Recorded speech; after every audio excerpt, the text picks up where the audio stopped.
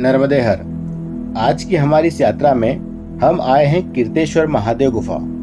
हमारी इस यात्रा में प्रकृति के बड़े ही सुंदर दृश्य हैं और साथ ही एक अंधेरी गुफा जिसमें महादेव विराजित हैं। रोमांच से भरी इस यात्रा का वीडियो पूरा जरूर देखें।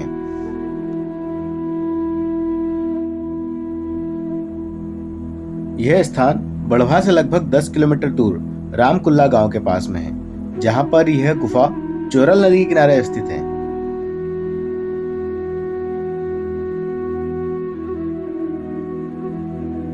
चोरल नदी मां नर्मदा की सहायक नदियों में से एक है, जो खेड़ी घाट के पास उत्तर तट पर मां नर्मदा से आकर मिलती है। जहां पर मां नर्मदा और चोरल नदी का संगम होता है, वहां भगवान चारुकेश्वर विराजित है तथा एक विशाल वट वृक्ष भी है।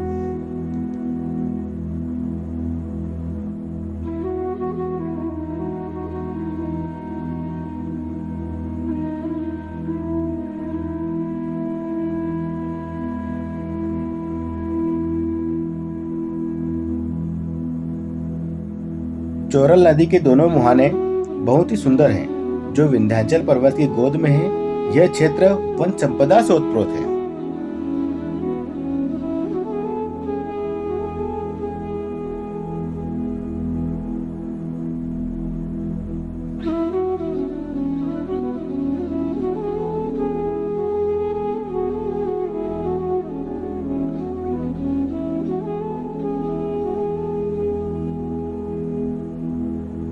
इस पहाड़ी पर पथरीले और उबड़ खाबड़ मार्ग पर हम चले जा रहे थे।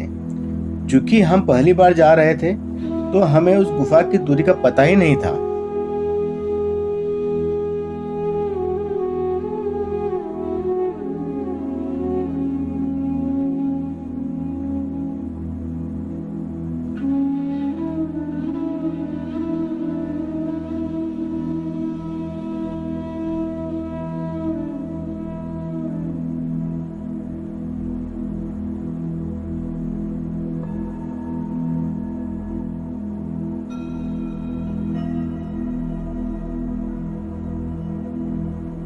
चारों ओर विभिन्न प्रकार के वृक्ष इस ग्रीष्म काल में भी अपने नैसर्गिक सौंदर्य से परिपूर्ण हैं।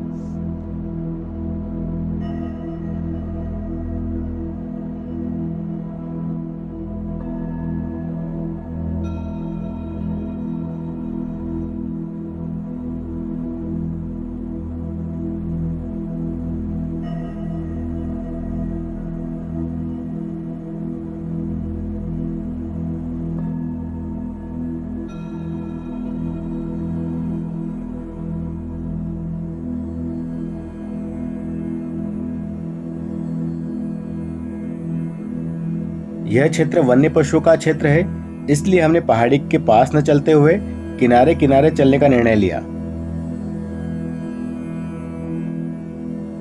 नदी किनारे किनारे जल, जंगल, जमीन का सौंदर्य अप्रतिम है।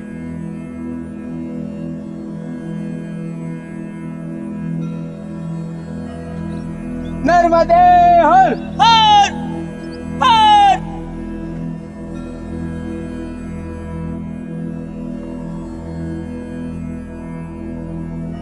कुछ देर तक तो हम किनारे किनारे चलते रहे, फिर तभी जंगल से बंदरों के भागने की आवाज आई।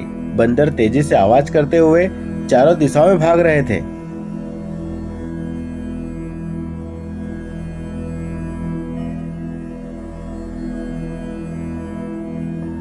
बंदरों की इस तरह से कोलाहल को सुनकर और उनको भागते हुए देखकर हमें ऐसा लगा कि कोई जानवर वहां पर है।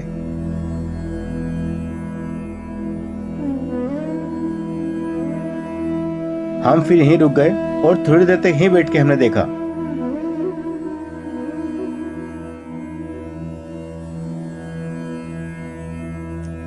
थोड़ी देर बाद वानरों का कोलाहल पूरी तरह शांत हो गया और वो हमारी तरफ ही आ रहे थे। हम फिर नदी के और किनारे पर उतर गए और पत्थरों के बीच में चलने लगे। हो धीरे धीरे होले होले। हाँ?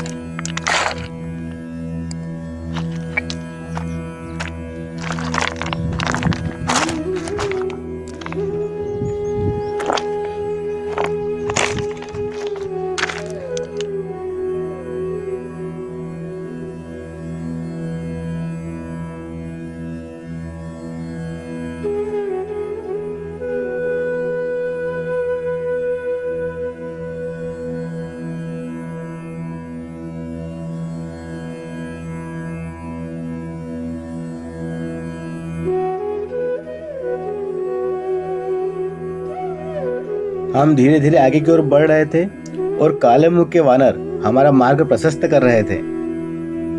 उनका इतना शांत बैठना यह बता रहा था यहाँ कोई खतरा नहीं है।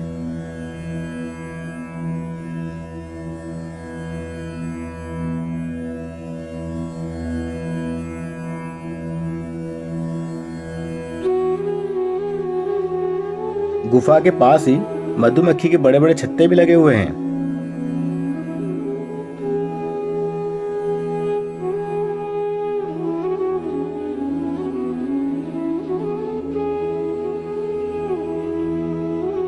आखिरकार हमें अपनी मंजिल का रास्ता मिल गया और हमें गुफा दिखाई दी।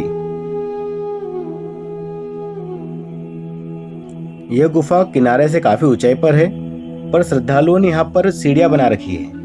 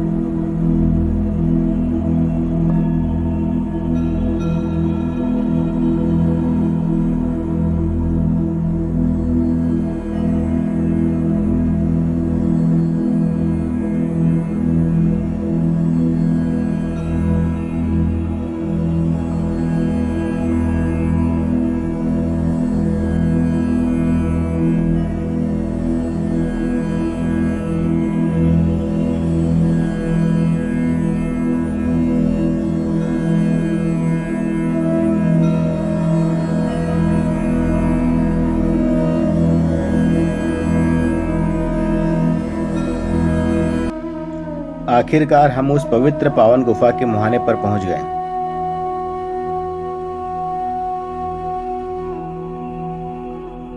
गुफा द्वार के शीर्ष वाली पहाड़ी से ऐसा प्रतीत होता है कि बारिश के दिनों में यहाँ पर झरना चलता होगा।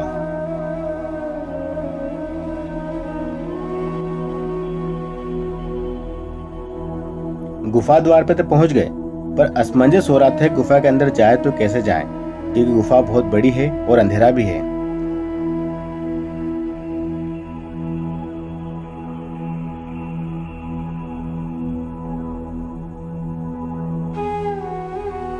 हम हिम्मत करके थोड़ी दूर गए तो सही, पर रुक गए और बैठ के विचार करने लगे आगे जाएं या ना जाएं, क्योंकि गुफा आगे पूरी तरह अंधेरी थी।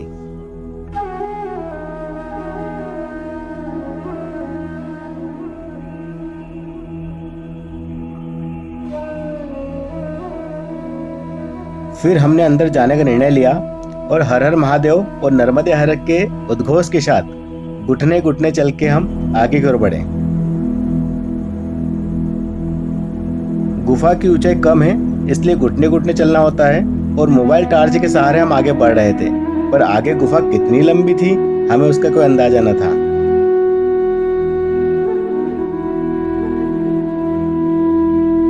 आखिरकार 50-60 फीट चलने पर हमें महादेव दिखाई दिए।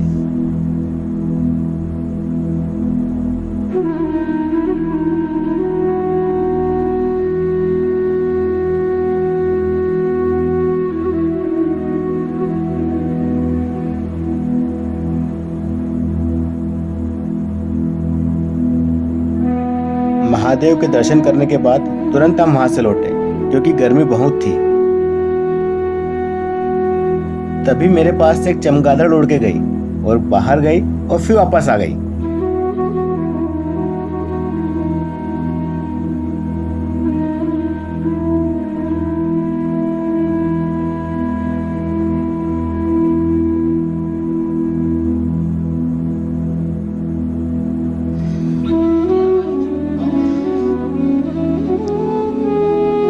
दर्शन के बाद गुफा से बाहर निकलते हुए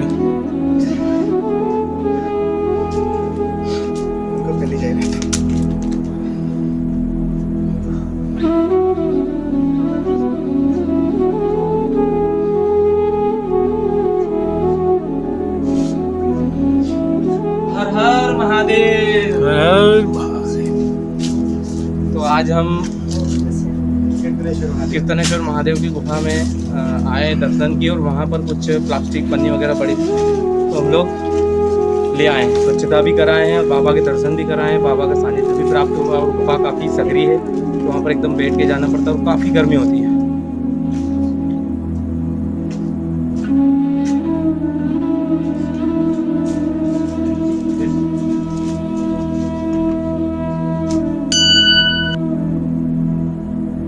गुफा से बाहर आने पर एक अद्भुत ही आनंद आ रहा था। गर्मी से पसीने से हम तरबतर हो गए थे और गुफा से बाहर निकलते ही ठंडी हवा ने हमें प्रफुल्लित कर दिया था। हमारे मित्र रवि सोलंकी ने भी गुफा द्वार को भी पूरी तरह साफ किया। अब हमने वापसी के लिए दक्षिण तट का रास्ता चुना और यह रास्ता भी नैसर्गिक सौंदर्यता से परिपूर्ण है।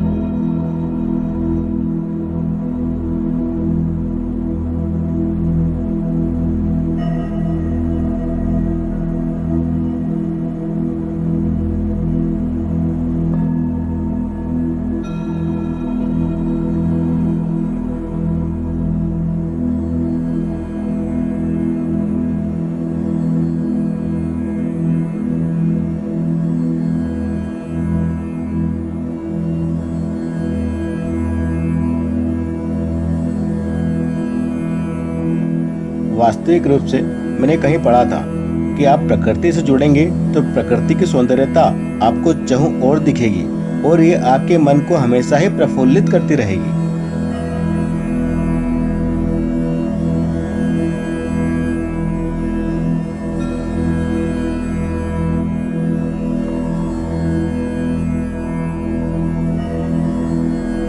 जब भी आपको समय मिले प्रकृति की इस अनमोल धरा का दर्शन जरूर करें। मां नर्मदा रहस्य प्रमोद अत्रे। धन्यवाद।